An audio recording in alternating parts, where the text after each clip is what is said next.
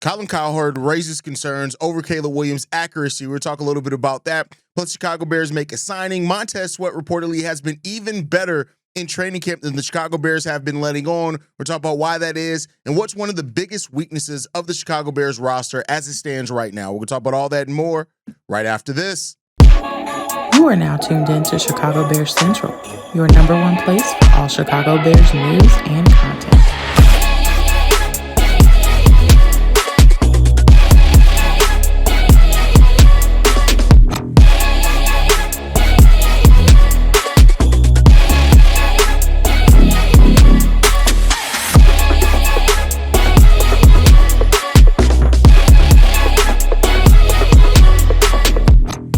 What's going on, Bears fans? Welcome to another episode of Chicago Bears Central, your number one spot for everything Chicago Bears related. I'm the host, Sir Hayes, but more importantly, you guys can follow the channel at Chi Bears Central on every social media platform we happen to be on. With that said, let's go and get into this content today, y'all. And Colin Cowherd was reacted to a video that I know most Bears fans saw with Caleb Williams passing towards the net. Colin Cowherd said this. Caleb Williams, he's throwing at a net. He goes 0 for 3, and the last throw was so bad he misses the net completely, and then he gets ticked off. How do I know this matters? Because they deleted it after a while because it got so much play. Now, we have talked here about Caleb Williams and his accuracy, especially downfield, in the middle of the field. You know, he just didn't attack the middle of the field, but those are areas that we talked about Caleb Williams needing to go through, right? And that is what it is when it comes down to it. Now, this was a video that came out from practice.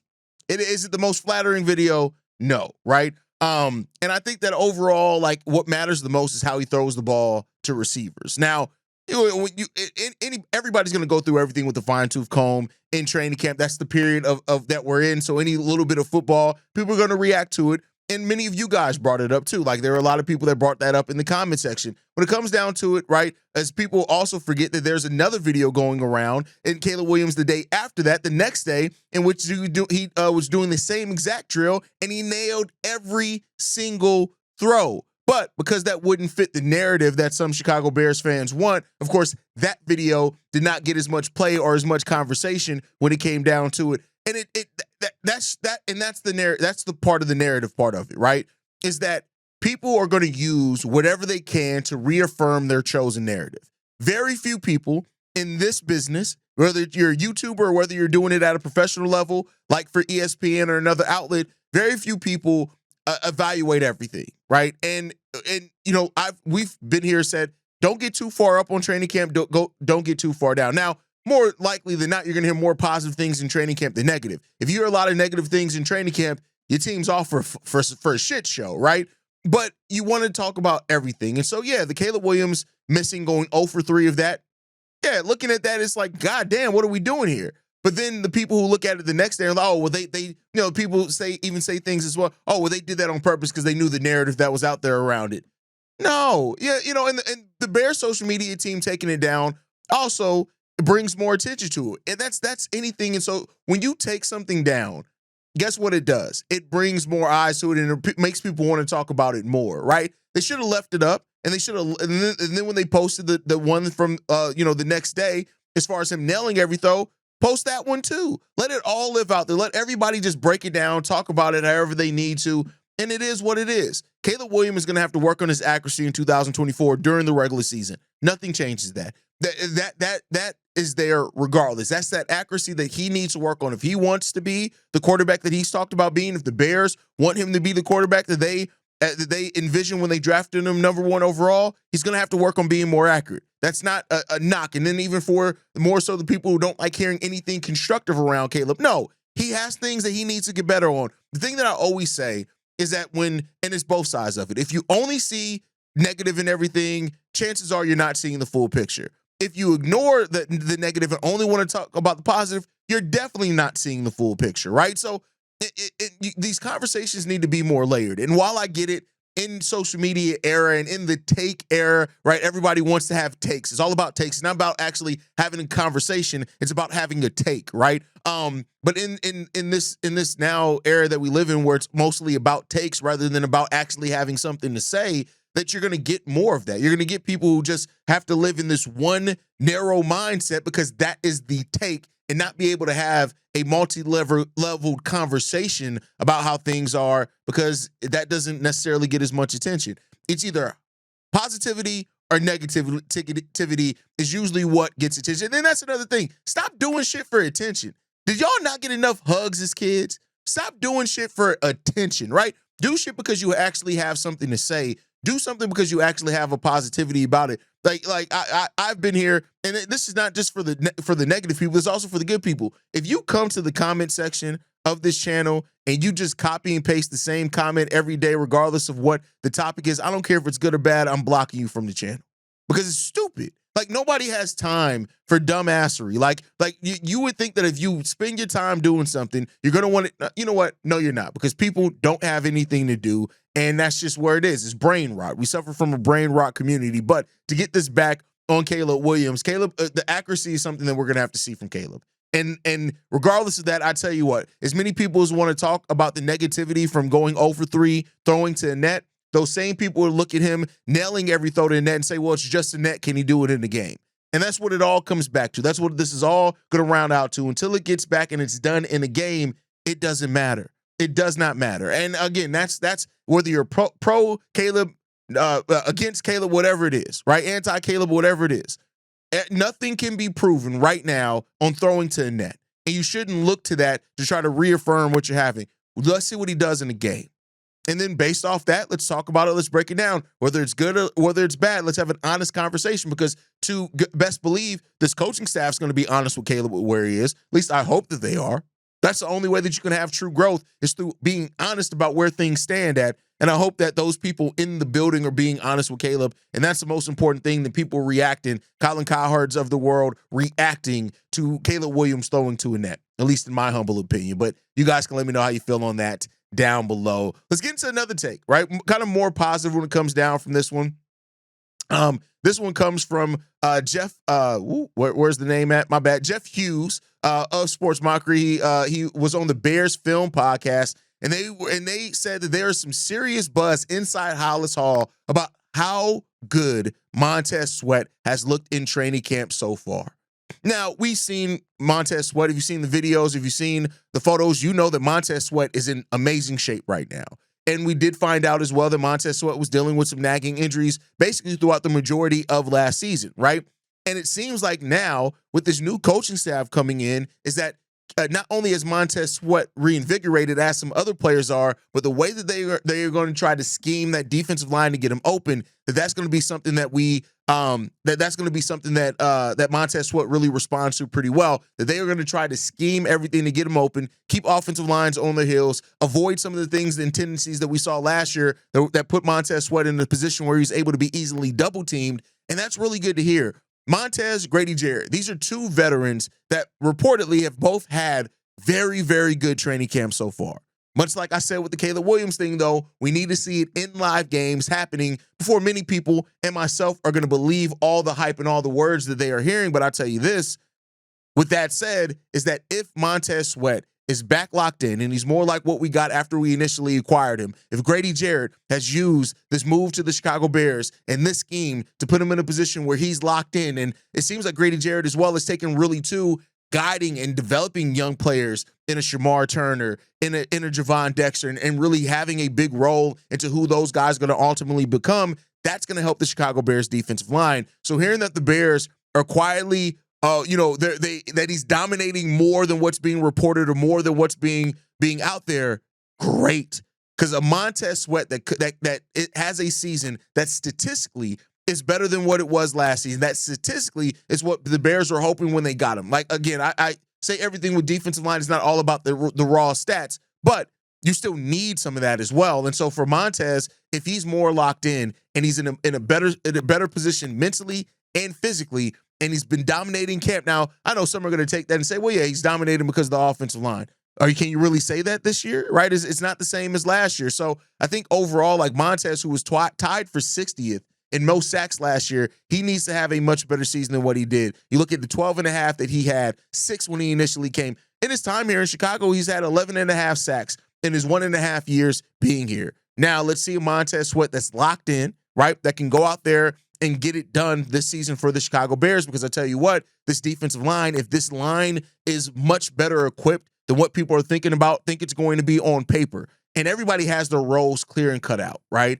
Javon Dexter needs to be better in the run game. Grady Jarrett needs to go out there and be his veteran self, bring that veteran presence, that consistency on that side of the ball. Dayo Odeyingbo doesn't have to lead the team in sacks, but he has to be somebody that brings enough pressure from that opposite defensive line that it avoids teams from being able to double team Montez Sweat, and they still got to respect Dayo to be able to do that. If this defensive line does that, I even mentioned the depth and Andrew Billings coming off the bench for this team, Chris Williams, who is reportedly having a really good camp.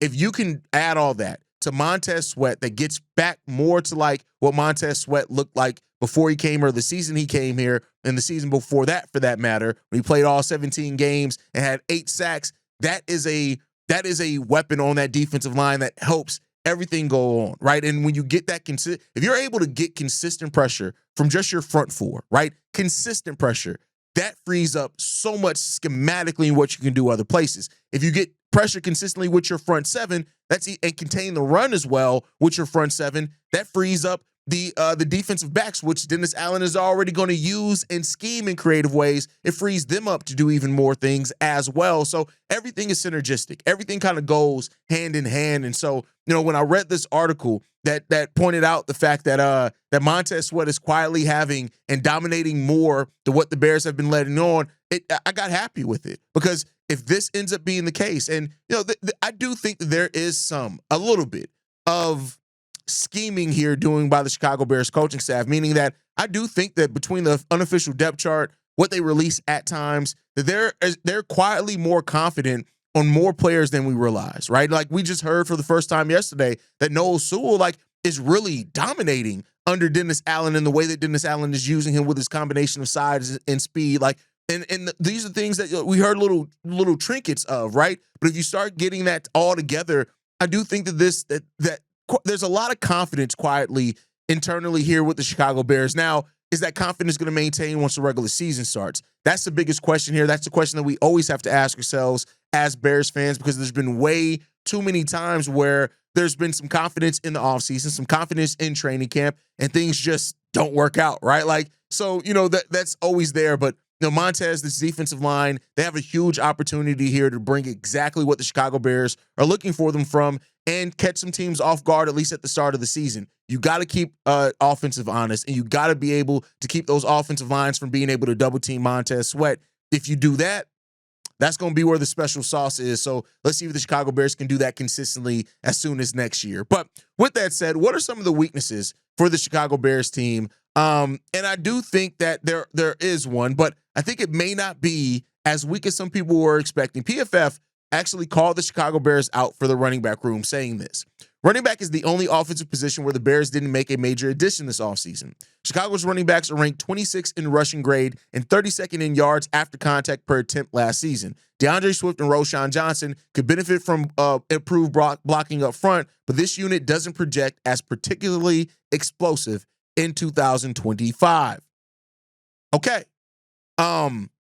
We've talked a lot about the running back room here. A lot of you guys have brought up the running back room. We know that the Bears tried to move up and get Travion Henderson. That was a goal by them to try to do that. They didn't get that done.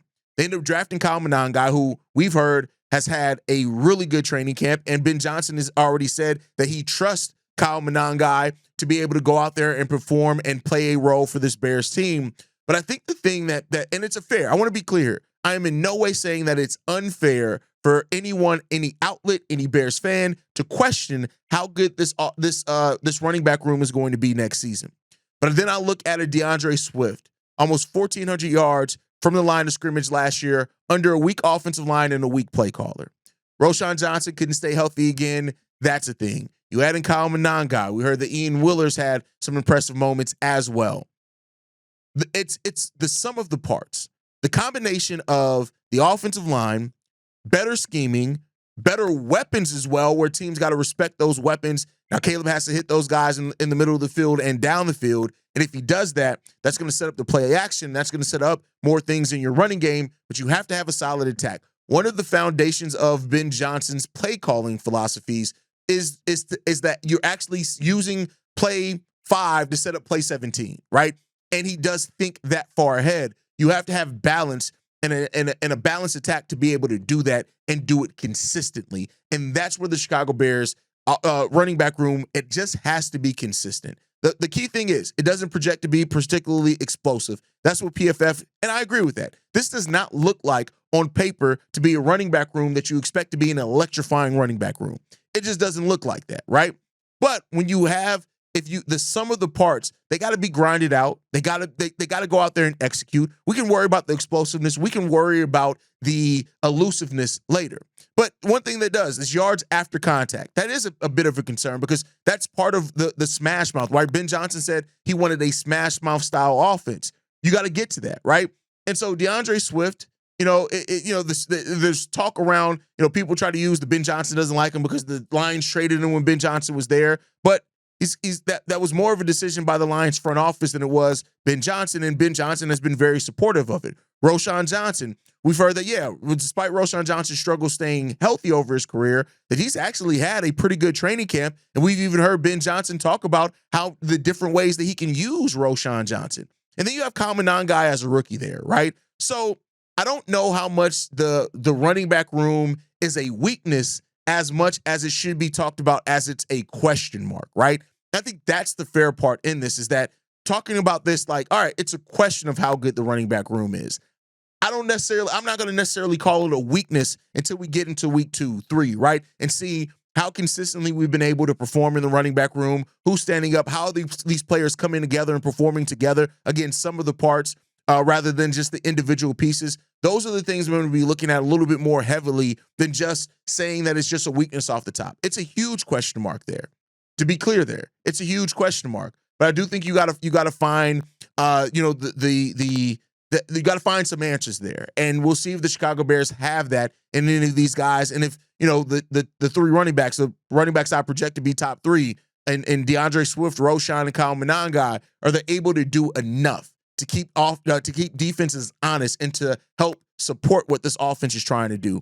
Outside of that, I think one of the biggest question marks as well has got to be the opposite side of the defensive end from Montez Sweat, and that's Dayo Odeyingbo. I think that's a huge one. Like, we've talked about Dayo and what he's done as a depth piece, what he's done as a rotational piece, but him, Austin Booker, Daniel Hardy, they're all very unproven players. They all have a lot of potential, and you can see the raw skill in them, but they are still very unproven as far as a commodity, so that still is a question mark there. And we'll see what they're able to do. I talked about it in kind of the opening segment. They just have to do enough to keep offensive line honest and the scheming honest to where you can't afford to double team Montez Sweat. You got to make them pay for when they double team Montez Sweat. So thus, when they think to go about it again, they got to think about, well, Javon Dexter came up the middle and killed us, right? Or Dayo Odeyingbo, he bullied past somebody and got to that outside and got to the hip, right?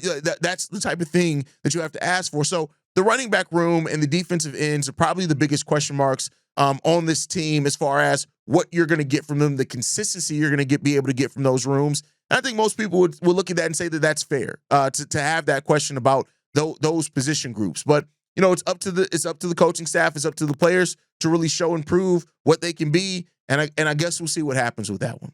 But with that said, we got an injury update and we have a new signing by the Chicago Bears. So Adam Hogue provided another update in regards to Cole Kmet. Said early word is that he avoided a serious injury and may only miss a few days. To your point, though, he didn't see Ben Johnson scared at any point Tuesday, even after Kmet went down. So it seems like they're not expecting Cole Kmet to miss very much time, and that's a good thing. Initially it was reported as Cole Kmet got injured. Seems like now it's just he got hurt, he got dinged up. That happens in football, and he probably wasn't going to play a lot in the first preseason game, regardless.